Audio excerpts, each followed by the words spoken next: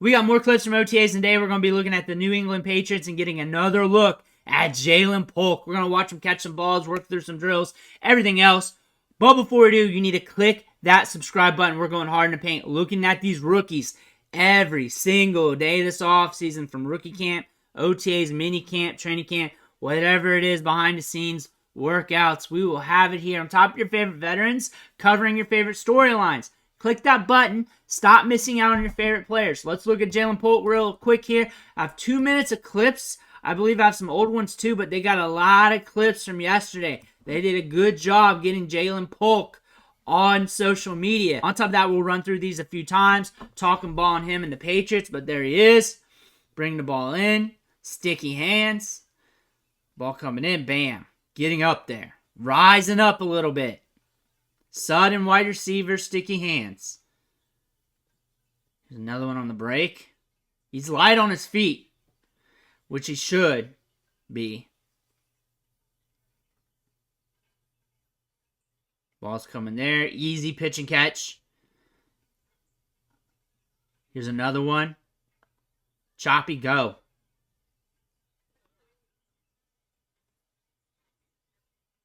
Can't see the break.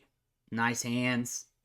Strong hands. One thing in common, if it's overhead or around his body, he can extend out and grab that. Here's some of the older ones, I believe. And I throw those in there, so when I start doing commentary, it's easier. And plus, a lot of people just find it via search and algorithm, and they probably have not been following the channel.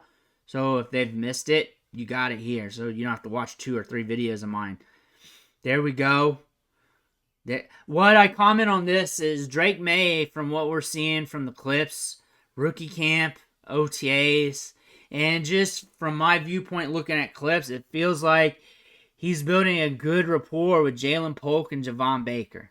Like, I feel like that rapport is coming, and I feel like the communication's there. I feel like when I watch them talk, when I watch them interact, I feel like they're gelling pretty well. And I could be totally wrong. I could be very wrong. Or it could be correct. But from what I would see from the very, very, very, very, very small sample, especially with Ja'Lynn Polk and also Javon Baker, that they're developing a relationship. I'll say this about Javon Baker. I like him too. He's a second-round prospect, drafted in the 4th round. A lot of teams had a second-round grade on him.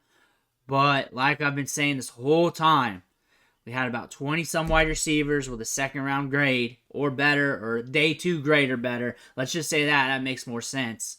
And somebody's going to fall. We had a couple. Troy Franklin fell. He fell. We had a few of them fell. And that's just how it is when you have a draft class that deep. You should expect that. You should expect that going in when you have a class that deep. On top of that, you had other positions this year that was very deep as well. Defensive line, all the positions was deep. And then you had that cornerback run in the 2nd round. So when you talk about players falling, you really have to talk about the rest of the draft. You have to talk about the other position pools. You have to talk about what's happening. You have to talk about how deep the position pool is. And then you also have to talk about the grading process. But going back to Ja'Lynn Polk here, I think he's got some upside in his offense. I like that he can get downfield. He has very sticky hands. I think he's very sudden too. I think one of these wide receivers needs to hit for Drake Maye to hit, and I think it's kind of likely. I think they can turn this thing around. They're not going to be cellar dwellers forever. I think Drake Maye's better than what a lot of people think. A lot of people were touting him up as a 1st-round draft prospect, like his first snap in college football after Hal left. Like, off the rip, they were doing that because he was accurate downfield, fast mental processor, looking good. We had a little bit of a down year in 2023. We were missing out on some weapons as well. We lost Josh Downs and company. But we do have some upside. We have a live arm or accurate downfield. We have composure. He is a big-time upgrade over Mac Jones. He's a big-time upgrade over Mac Jones. He's a better prospect. He was regarded as a top-tier prospect way before in his timeline than prior to Mac Jones' timeline when it comes to development. Mac Jones was never regarded as a top-tier prospect. He was the guy that just jumped the board during the draft process. This is a guy that was considered a top prospect once he started seeing the field. That's totally different night and day scenarios here. This is a different prospect, different player. Don't look at them as the same. You got a guy with some composure that thinks things through, accurate downfield. A lot of experience in big moments.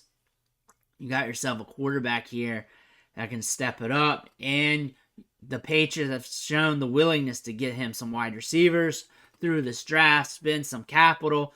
They got 2 good ones in this year's draft. They got some guys on the back end of the depth chart too. You also got the other ones too, Bourne, Douglas, and company. You guys got some wide receivers here. This is going to be a fun group to watch during training camp. Ja'Lynn Polk's going to be fun to watch during training camp as well. Him building that rapport right there with Drake Maye. Let me know what you think in the comments below. Make sure to hit that subscribe button on the way out. One thing for watching. Catch you on the next video.